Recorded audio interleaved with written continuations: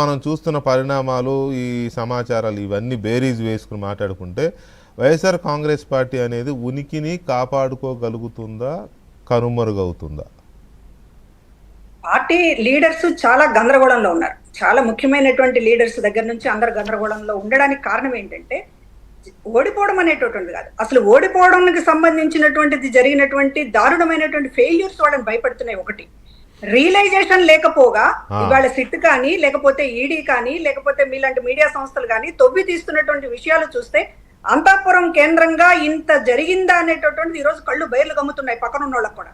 అవును, అట్లాంటి రాజుల కాలంలో అంతఃపురాల్లో కూడా ఇంత పెద్ద కుట్రలు కుతంత్రాలు జరిగి ఉండవు. అంతే కదా, దేశాలు దాటి వెళ్ళడం ఏంటంటే మన సంపద, అవును, పేద ప్రజల సొమ్ము. ఇవాళ మాట్లాడుతున్నారు వీళ్ళు పీపీపీ విధానము పేద ప్రజలకు నష్టము అని చెప్పి. అసలు పేద ప్రజల గురించి మాట్లాడే అర్హత వైసీపీకి ఉందా? ఏ పేద ప్రజలు తాగుతున్నటువంటి మద్యం అండి మీరు దేశాలు దాటించింది? పేద ప్రజలు తాగైనా 80% పేద జనం తాగేటటువంటి మద్యాన్ని విపరీతంగా రేట్లు పెంచి కల్తీ మద్యం చేసి వాళ్ళ జీవితాలతో ఆడుకుని వాళ్ళ ఆరోగ్యాలతో ఆడుకుని ఇవాళ దాన్ని మనీ లాండరింగ్ చేసి దేశాల్లో మీరేమో రకరకాలుగా పేదల మీద ఇవాళ మాట్లాడతారు. బ్యాంకులు కొనేశారంట. అక్కడ పేదల గురించి మాట్లాడేటటువంటి అర్హత ఇవాళ ఉందా? రైట్. మద్యం కాబట్టి ఈ రోజున ఇంత ఒక మైండ్ బ్లోయింగ్ ఈ రోజున ప్రతి ఒక్కరికి కూడా, అంటే ఈ స్థాయిలో కూడా చేస్తారా అనేటటువంటిది కంగు తింటున్నటువంటి పరిస్థితి. ఇక తప్పనిసరి పరిస్థితుల్లో రాజకీయాలు సడన్ గా రాలేం.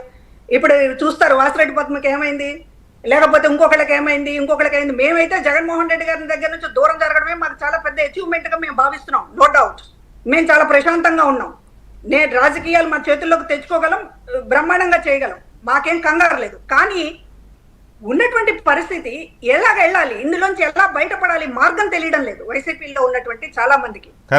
బయట దారులు మూసుకుపోయే వాళ్ళకి ఎటు దారి దొరకని దిక్కుతోసిన స్థితిలో ఉన్నారు చాలా మంది. కరెక్ట్ తప్ప జగన్మోహన్ రెడ్డి గారి స్వభావం చూసిన తర్వాత, భారతి గారి వ్యవహారాలు చూసిన తర్వాత ఎవరు కూడా భారతీ రెడ్డి గారు కొత్తగా అంటే కొత్త ఫేస్ పార్టీకి ఏమైనా ఉపయోగపడుతుంది అని జగన్మోహన్ రెడ్డి గారు అనుకోవచ్చు. కానీ అసలు వెనకుండి నడిపించిందే భారతి గారు అనేటటువంటి ఒక కాన్సెప్ట్ పార్టీలో ఉన్న వాళ్ళకి తెలుసు, లీడర్షిప్ ఉన్న తర్వాత ఇక కొత్త ముఖం ఏముంది?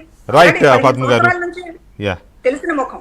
Right. Thank you very much Padma గారు, రవిచంద్రారెడ్డి గారు, విద్యాసాగర్ గారు, థ్యాంక్ యూ వెరీ మచ్ అండి. ఇది వాళ్ళ డిబేట్. మళ్ళీ రేపు